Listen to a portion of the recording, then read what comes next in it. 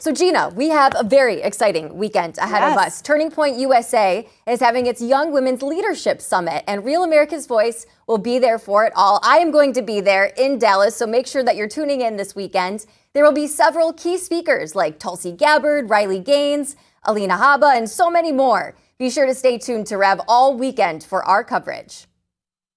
For more, we have Turning Point USA White House correspondent Monica Paige.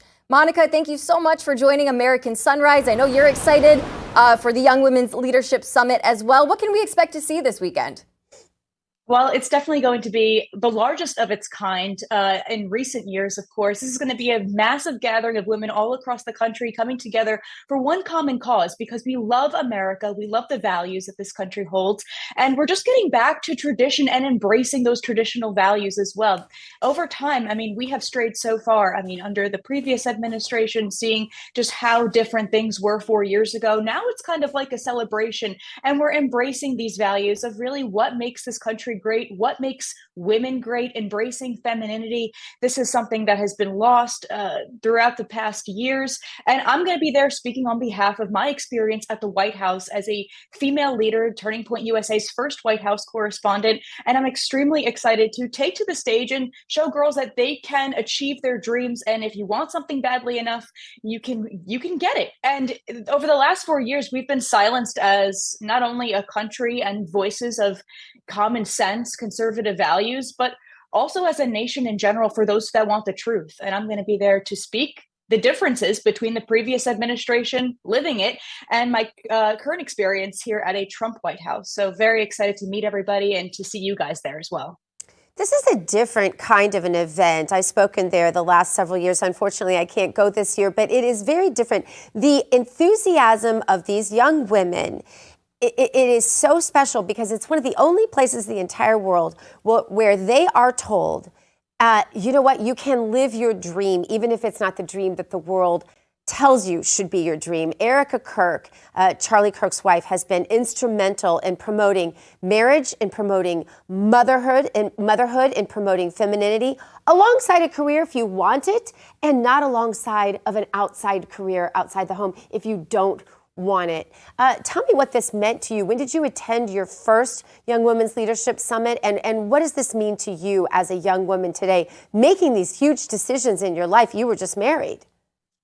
Yeah, Dr. Gina, I think you hit the nail on the head, especially when you say, if you want it. That's the key word, because we've grown up in such a world where it's boss woman culture. You can do it all. Maybe I don't want to do it all, and that's okay. Maybe I just want to be a wife and a mother, but you're not just a wife and a mother. This is a huge job, one of the most rewarding jobs in the world, some might argue. So for me to be there, this will be my first, to answer your question, this will be my first Young Women's Leadership Summit. I'm so excited because there's just so much to celebrate, especially since we're shifting the culture now from something that was just what the mainstream teaches you, why settle for anything? Why would you want to get married at this age? You're 30 and thriving in this, unsettled culture. You can, have kids, but you can also, work your full-time job, send your kids off to daycare, not really be home, take care of the home, take care of the husband. Like, that was something that has been lost.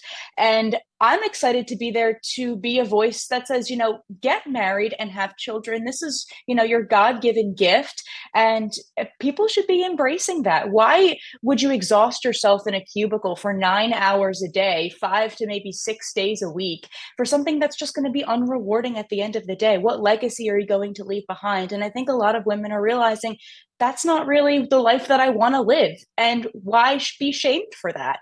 So this is going to be very exciting, and I'm excited to see the energy on the ground this weekend. Yeah, I don't know a woman at my stage of life. My kids are growing and older than, of course, either of yours, and you don't even have kids yet, Emily. You don't either, I don't think. But I've never heard a woman my age say, I wish I'd worked more. I've never heard that. Many of my friends say, gosh, I wish I had stayed home with my family. I wish I had raised my children myself. Those kinds of regrets are real, Emily. Absolutely. You know, I don't think you guys understand. This conversation is resonating so much with me as a young woman. I'm so happy you're on the show here, Monica. And I'm really getting fired up and excited for this event this weekend because it's the one place that conservative women can have these kind of conversations. Yes. They're not going to be ridiculed. They're not going to be shunned if they say, okay, yes, I want to have a career, but I want to be a mom too. Or I want to give up my career and I want to, you know, just be, not just, but I want to be proud to be a housewife and to be in the home. Those conversations are not something that young women can have very often. So thank you, Monica, for coming on and discussing this with us.